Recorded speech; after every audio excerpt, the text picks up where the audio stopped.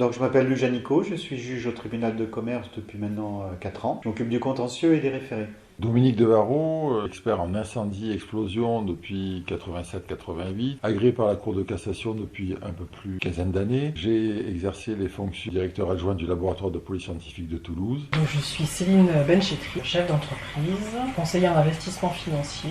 Donc, j'accompagne les particuliers, les chefs d'entreprise dans tout ce qui est sécurisation de leur avenir financier. C'est Sofiane Bensadala, je suis étudiant en pharmacie en 4e année. Olivier Benchetrit, je suis chef d'entreprise dans le secteur du e-commerce. J'ai une activité d'une quarantaine de collaborateurs. Créons des sites e-commerce, nous les administrons et nous proposons des services clients, le SAV, le marketing, essentiellement des clients des entreprises du secteur des médias.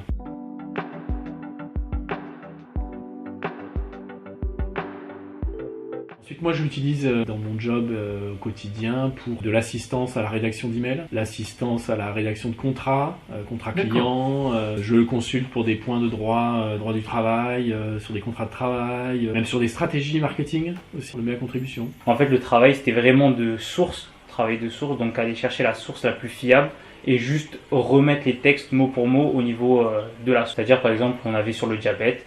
Donc on allait chercher des thèses qui parlaient du diabète, après on recitait les phrases et du coup ChatGPT pouvait nous chercher directement les sources et nous créer la mise en page. Ce qui était bien, c'est que vraiment ça nous met une phrase et ça nous disait cette phrase est sortie de cette thèse. Les placements de mes clients et je pense que l'intelligence artificielle va pouvoir me faire gagner énormément de temps pour m'assister là où actuellement j'ai une assistante. Au moins dans mon domaine, en matière d'incendie, d'explosion, l'utilisation, l'analyse, l'exploitation de données, d'objets qui sont connectés. On peut savoir par exemple l'alarme à quelle heure elle a pu fonctionner en matière d'incendie.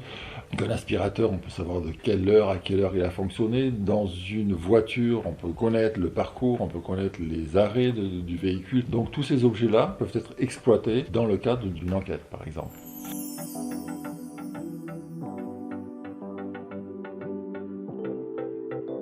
Les dangers, ce sont pas des outils magiques, hein. Il y a quand même beaucoup d'erreurs. Il faut faire attention aux conclusions, à ce qui nous est proposé. Maintenant, l'autre enseignement là, de cette année à peu près d'utilisation, c'est que ce sont des outils qu'il faut apprendre à maîtriser et il y a un temps de formation qui est indispensable. C'est bien de s'épauler peut-être dessus, mais vraiment tout remettre à l'intelligence artificielle, ça, j'ai peut-être un discours ancien, mais ça fait assez peur, oui.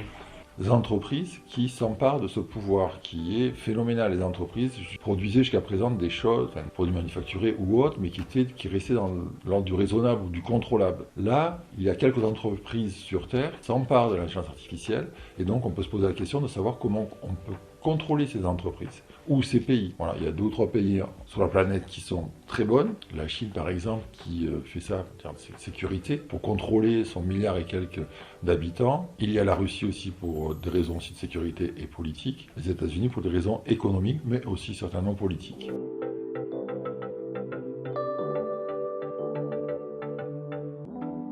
Ça va peut-être aider à raccourcir les délais de la justice, les délais de traitement. Ouais. Moi, j'ai envie de voir ça comme ça. Hein. Je pense que ça peut être dans les métiers de la justice ou dans d'autres un moyen de travailler plus efficacement et de traiter les volumes toujours croissants que l'on a, tâches administratives, de tâches répétitives sur lesquelles on peut faire travailler une machine et s'appuyer sur elle. À mon sens, c'est un outil qui est génial, mais ça reste un outil.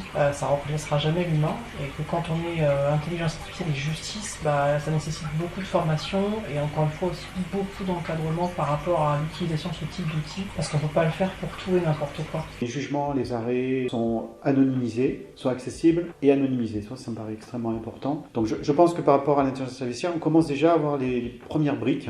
Le scientifique, oui, et je pense que ça va faire partie de notre vie, d'un moment qu'on va s'appuyer sur ça, mais que ça ne pourra pas remplacer des années d'études et une sorte de démarche qu'on a appris durant toutes nos années.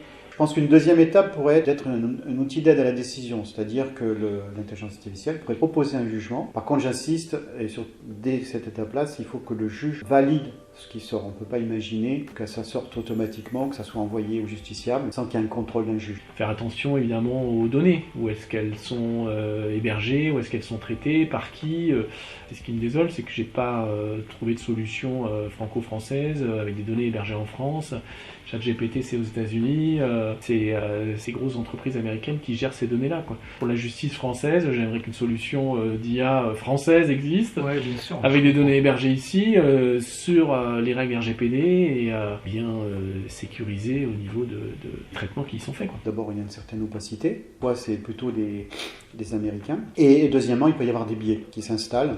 Donc il est important qu'un juge vérifie qu'il n'y a pas des dérives qui s'installent.